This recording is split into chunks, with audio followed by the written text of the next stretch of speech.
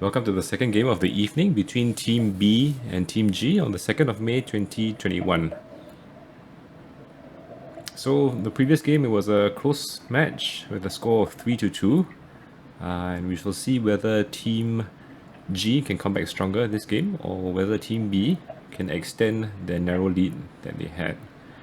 You can see Team G trying out a new strategy. I think there were 3 players that were going out on the strike, and Get Han stayed back as the lone defender. Doesn't seem to have worked out very well for them. It must have been one of Ket Han's out of the box thinking and one of his bright ideas. Unfortunately, it didn't seem to work out. Unfortunately, but well, I mean, this is Spring League, and the whole objective is for everyone, not just the Nemos, but the Great Whites also, to learn. Yeah, I think it would have been better if he implemented it in practice before the actual match. But anyways, I hope they learn something out of this. Yeah, but to do that, you actually need to turn up for training, and show up. Yeah. Wise words, John. Yeah. Oh well.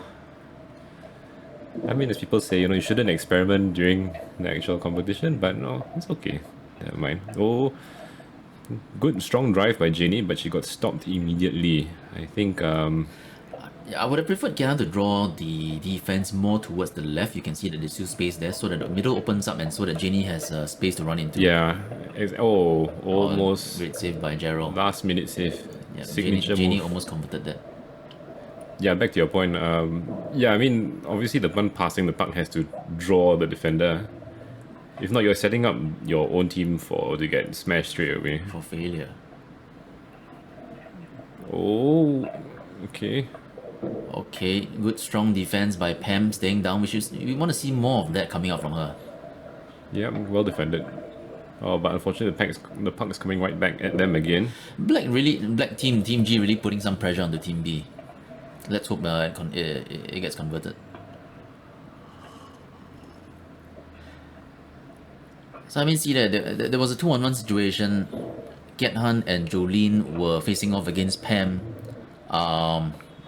Pam wasn't drawn, so the moment Get Han released it to Jolene, she immediately was clamped down upon by Pam. So Yeah. Black piling on the pressure here.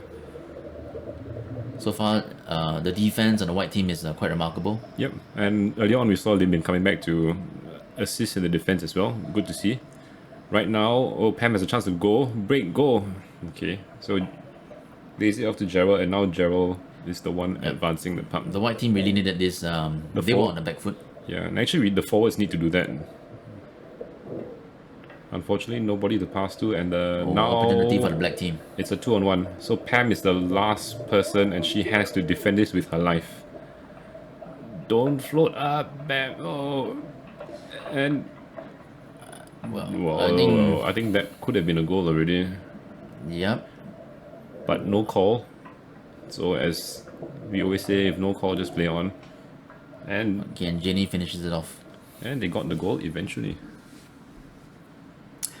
So I think the themes that were running in the first game continue on the second game, right? I mean, draw and release was one of the important themes we touched upon. And how you end your The last thing that you do before you surface. exactly. Oh, okay. That was a nice swim by Jolene, using angles. Helena took it off her. Helena doesn't see the support. Okay, so this is a bit strange. Helena's advancing. If Kiat Han is the other back, why did he go in front of her? So now Jolene is left defending, and they are in big trouble here. Yeah, so it's a Good bit pressure by Gerald. it's a bit unclear what kind of strategy Team G is using at the moment. Are they having 2 backs or 3 forwards, 1 back? It's a little bit unclear. As Team G captain, I am also unclear, John. Looks like you need to have some work to do, or you didn't do your job as the captain. I guess so. Okay, see when on the sequence of play when Jolene was driving forward, I would like her to look forward, draw the defender, make sure the defender is drawn, then protect the puck and curl and look for support. If you're driving forward and looking back for support, I mean, the defender is just going to have that much of an easier time taking the puck off you. Oh, nice. Oh wow, that was nice to see. Lim Min and Matt both in a very strong position in front of the goal. Black managed to save that. Oh, as we say, don't pass it to the opponents. And the last you did a good swim. Don't spoil the effort by just doing a weak pass back to the opponent. And again, draw and release is the theme here, right? She didn't draw Gerald. A competent defender like him would always intercept that kind of pass.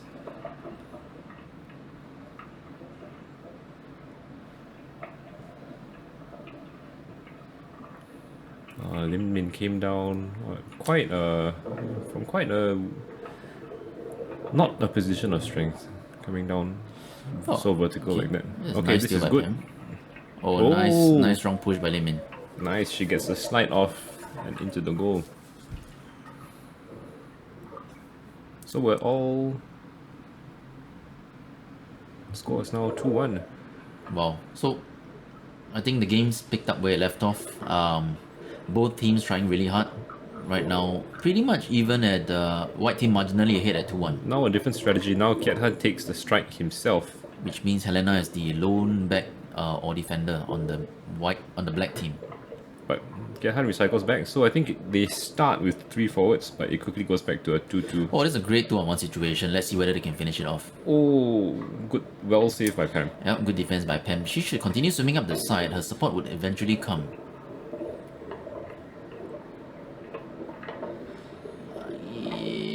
Do you think there was budging, John? It's a bit 50-50. If she Yeah. had stayed on the bottom, it would have been budging, but she kind of floated up slightly. Yeah, I agree. She looked like she was floating up. Oh, Okay, but anyway, great counter attack by the white team, yeah. and there seems to be some debate here.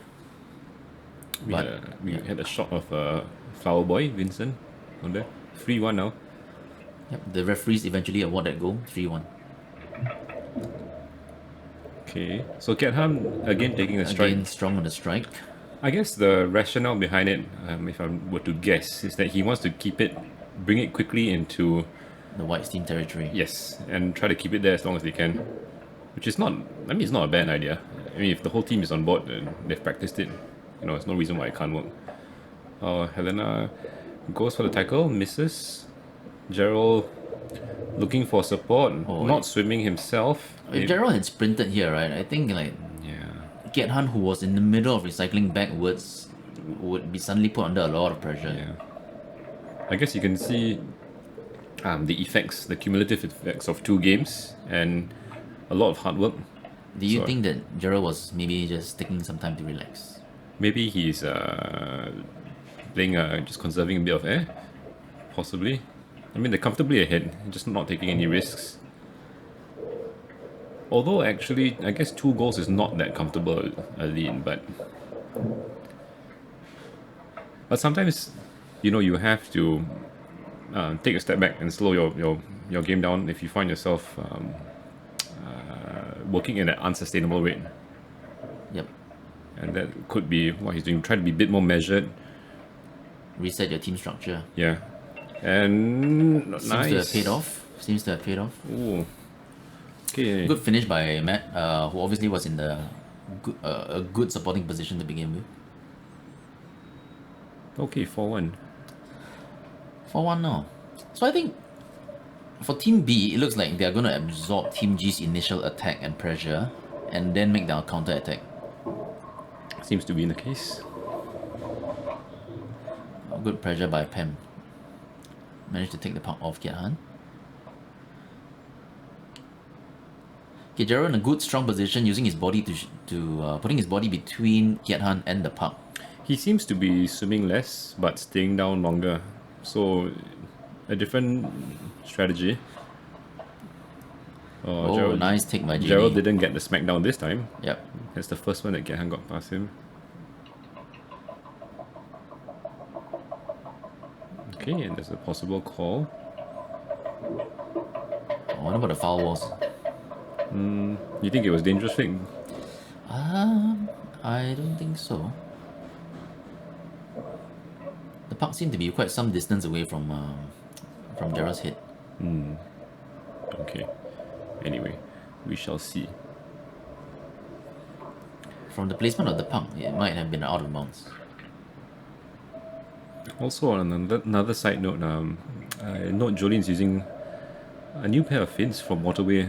Quite unique. I think the only member in our club who has Waterway hockey fins. What are you talking about, John? Kiat Han is also wearing Waterway. That's true, but it's a different color. Ah, yes. No, but his are rugby fins. Oh, And I believe Jolene's are specifically Waterway hockey fins. So there might be some subtle differences that we might not know about. I mean, I've tried Waterways myself. I didn't really like them, but they seem to suit Jolene quite well. You know, she seems to like them. Yeah. I think generally throughout games 1 and 2, she seems to be swimming at a faster pace, driving with more intent. Yeah. And that definitely makes the forwards more threatening. Could it be the fins? Maybe. Okay, there was another call. I think they went out of bounds. This time right 5 meters in front of the white team's goal tray. Good chance for the black team. Gerhard cycles it to the center. Oh, Dangerous. Good way to draw the defense. Dangerous. Is he able to offload it? But good defense. Yep, good defense. Oh, I like what Helena is doing, recycling it into the middle, which is the most dangerous position. Gerald sweeps it out to the side. He takes a look up to make sure it's not out of bounds. I like Pam's positioning here, right? She's Yep. positioning herself strongly between the puck and the goal. She should stay down a bit longer. That would have been good, but it was good position nonetheless. It seems like White are playing very, very dangerous. I think they're just trying to run down the clock. Yeah, but I mean, it seems to have worked out for them. Oh, Still risky though. Very nearly being converted into a goal by Jolene. Still risky though.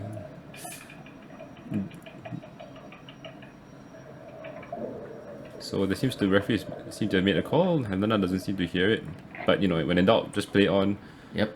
But anyway, the cameraman goes in to take the puck. Wow, okay.